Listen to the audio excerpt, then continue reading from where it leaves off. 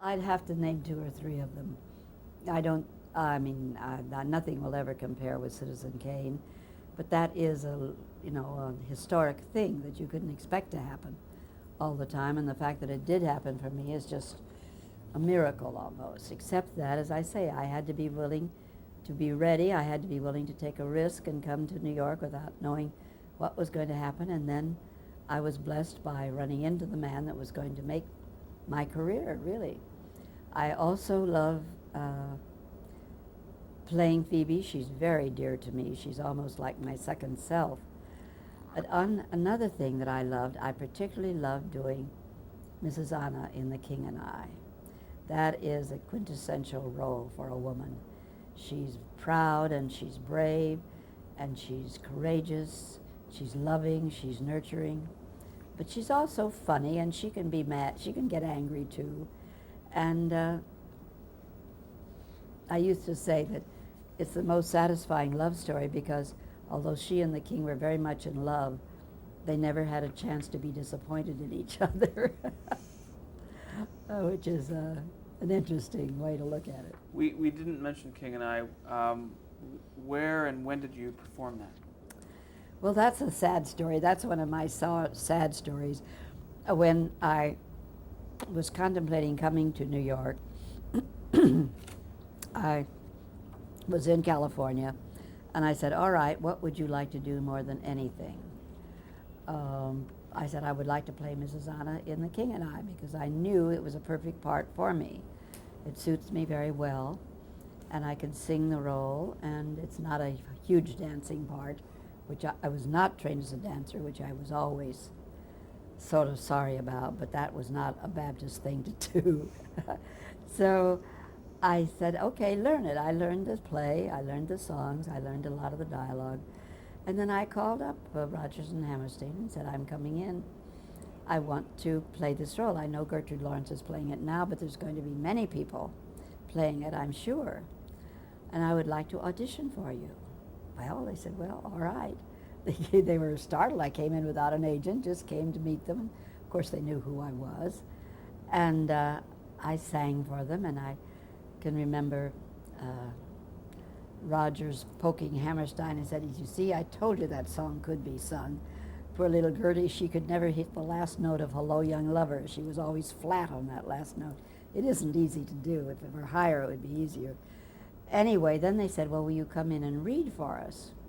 And I said, yes, but I do have a request. Will you let me make a little playlet out of it? I'll do the scenes, I'll mark what they are, and the stage manager, of course, will read with you. And I even did some of I wore a hoop skirt, and I had the ring, and I did, I played out some of the various things of the part. And afterwards they said, oh, will you come up to the office? We need to talk to you. We need you to sign a contract.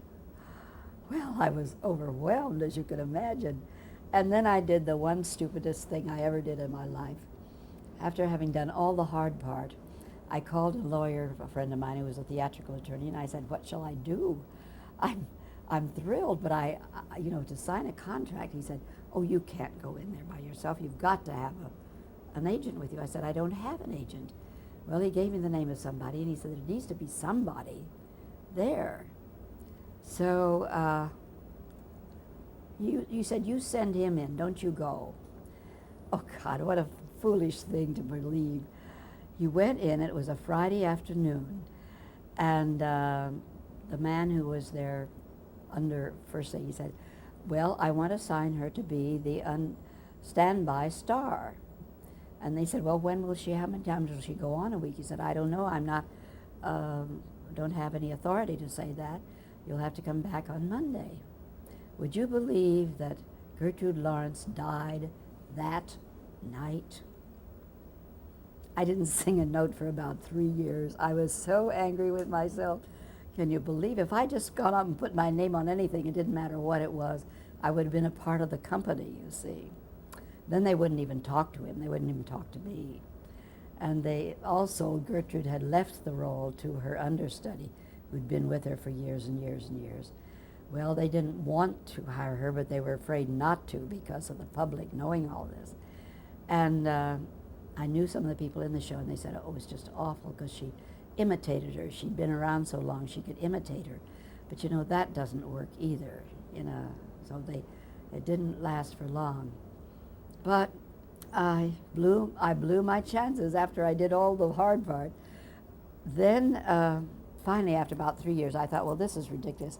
I can't go through my whole life not singing just because I made a fool of myself once. And so I started auditioning for Summers Theater. And the first one I auditioned for, I sang My Ship, which is from Lady in the Dark. I love that song. It's beautiful. It's not easy to sing, but I just loved it. And the producer sat there and he said, you sang that so well, I have no idea whether you can sing or not. I couldn't believe it, because I had interpreted it, and I could sing all right, but it wasn't a big thing where you hit on a high note at the end or something. So then the next time I went to, I'd even forgotten what that play was, what I was going to sing for, and it was at the producer's apartment, and his wife was playing the piano. And I had just started to sing something, and then there was a phone, and he excused himself and went into the kitchen and had sort of a long conversation. So his wife took a look at me and started to play Getting to Know You. And I started singing it, and then we danced around and did the thing. And she said, oh, get in here, Bob. We have our nut show. We have the show we don't have.